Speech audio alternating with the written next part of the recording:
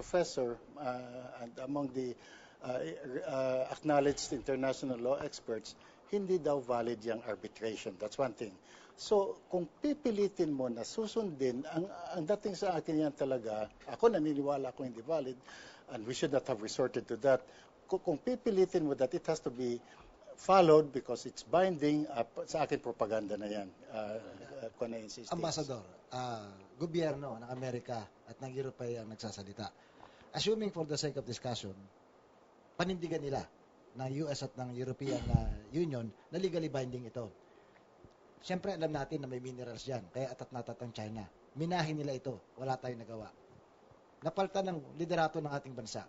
Nagdemanda sa Europe at sa Canada, sa US, Australia, para kumpiskahin bilang kabayaran sa minina ng China, sa EEZ ng Pilipinas, singilin nila namin yung property ninyo, assets nyo sa US at saka sa EU para mapunta ng Pilipinas. Pwede po bang mangyari yun? Una, may problema ko dyan sa sinasabi na mayroon ng namina ang China, no? Wala pa naman na nagaganap dyan. But, categorical po yung ano. But beyond that, in this monograph, Senator, I did point out na ano ba talagang, may nagsasalita kasi marami na kaya ang China malakas ang pasok dyan gawa ng mineral resources, no? At saka ngayon, dinagdag pa yung fisheries resources. Pero sa yaman ng China, nakakapamili naman sila ng oil needs nila all over the world. Hindi nila kailangan yung resources sa South China Sea, sa totoo lang, kung energy resources pag-uusapan. Kung fisheries, ganun din. I mean, totoo, may nangingisda dyan na mga Chinese fishermen, but so are fishermen from a lot more countries from the region. So para sa akin, yung sasabihin na ang habol dyan ng China is our resources, whether seabed resources or marine resources, mahirap, sa akin lang naman ito, mahirap tanggapin yan. The way I understand it, correct me if I'm wrong, Mr. Ambassador, there have already been talks with China with regard to joint exploration of these areas. As a matter of fact, during the administration of Gloria Macapagal Arroyo, such moves have already been made. As a matter of fact, they were already in place precisely to go into the initial phases of exploitation of the resources, with certain seismic joint seismic survey undertaking. Joint marine seismic undertaking. Okay, which is the initial process of eventual exploitation. Now, this could not have happened unless there were certain agreements between the two countries with regard to this. And all of a sudden, as you said, in 2010, we went, registered ourselves to be part of this arbitration court organization, and with the intention, apparently, of canceling this type of joint activities and going into forcing this arbitration court to come up with a decision which is territorial in nature and what we call sovereign rights issues. I put this into context, especially with the comment that was made by Senator Kitata, that the first one he came out very strongly about and happy about the decision of the arbitration court was the United States, and joining all of its allies in Europe, precisely to focus on this issue, and eventually to tell our government, the current government, to abide by the decision. I can only surmise, of course, that from the very beginning, prior to 2010, the United States was not happy with the Gloria Macapagal Arroyo administration's actions into trying to improve relationship with China. And this 2010 position and moving into the arbitration precisely was designed to cut that a process of improving relations with China. No? Pero Is it possible, Mhm. Woods, that this is the reason why Arroyo is in jail rather than because of some alleged wrongdoing? That is, of course, one of Can the I reasons. continue? Yes. Okay. But, I would like to.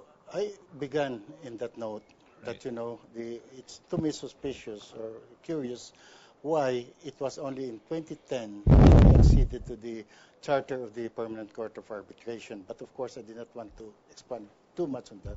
But now that Undersecretary Valdez made an opening there, let me continue then. This is an account by Carmen Pedrosa, which I adopted in my own monograph, that as soon as President Aquino III assumed office in 2010, his first state visit was to China. Then, but then it coincides with our accession, however, to the PCA. Then, 2011, he made after the Corona impeachment trial, he went to the United States on a state visit. This was cited by Carmen Pedrosa in her column. The joint statement before the press between President Obama and President Aquino, and they were already talking about a rules-based, resolution of issues in the South China Sea. So you put these things together, as Undersecretary Valdez pointed out. 2010 September, we acceded to the PCA. Then 2011, maybe na-delay lang sa trial ni Supreme Court Justice Corona, but pumasok na yung rules-based design ng kuwan, ano. Now, of course, the U.S. was clearly behind this. Now, but I want to really emphasize the point that sino ba nagplano dyan, as Undersecretary Valdez pointed out. July 2010, saka lang umupo si President Aquino. But September 2010, nag-subscribe na tayo sa PCA. Hindi posible na in those 3 months, napag-aralan na natin yung lahat at meron na tayong plano. So ang sa akin is, pagdating ni President Aquino, isinubo na lang sa kanya yan. Sinakyan naman natin. I stop there.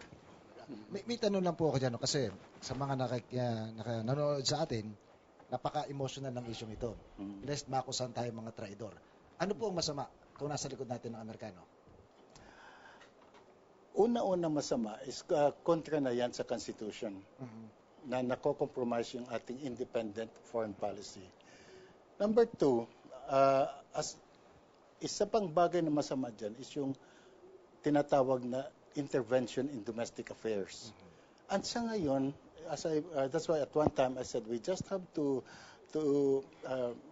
abrogate the Mutual Defense Treaty, because yung Mutual Defense Treaty, inabuso na ng husto ng Amerikano through 2 amendments. One is the so-called Manila Declaration, which was signed by by Secretary of State Hillary Clinton then. I think this was February 2012 or something like that. And this Manila Declaration, sa akin lang, nakakatawa dyan, is they called it the Manila Declaration. It, in essence, if you look at the provisions, already amends the Mutual Defense Treaty. Pero ginagawa pa rin nilang basehan sa Manila Declaration yung Mutual Defense Treaty. In order for them to be able to amend it. But worse, where was the Manila Declaration signed at the U.S. In naval ship in the Manila Bay? Technically, any United States ship, any state vessel, on the principle of exterritoriality, is the territory of the foreign country. So that means yung Manila Declaration was signed in a foreign country. Ambassador, ang popular na template sa pakikipagharap sa China, ang ginagawa ng Vietnam. Yung Vietnam, alam ng marami na yung US-Vietnam War na naganap. And yet ang Vietnam ngayon, kumikiling, kumakampi sa US.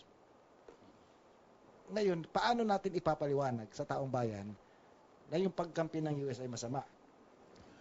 ay tatanong ko, meron bang mutual defense treaty ang Vietnam Wala. with the United States? Wala. So, ang ibig sabihin, that is the regular interaction